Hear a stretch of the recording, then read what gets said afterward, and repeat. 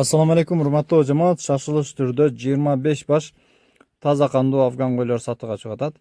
Бул жерде анча-мынча жайдар койлор да жүрөт, ала була.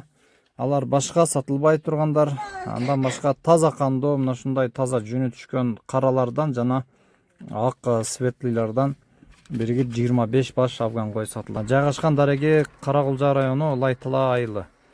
Видеону аягына чейин көрүп, койлор кимге жаккан болсо, тез арада байланышыңыздар туугандар. Бардык багыттарга жеткирип берүүнү уюштурабыз. Койлордун жаштары бардыгы тең жаш койлор, арасында картаң куртаңдары жок туугандар. Бардыгын тишин бирден көрсөтүп, бардыгын бирден тартып жөнөткөнгө мүмкүнчүлүктөр бар. Андыктан чалыңыздар, кайрылыңыздар.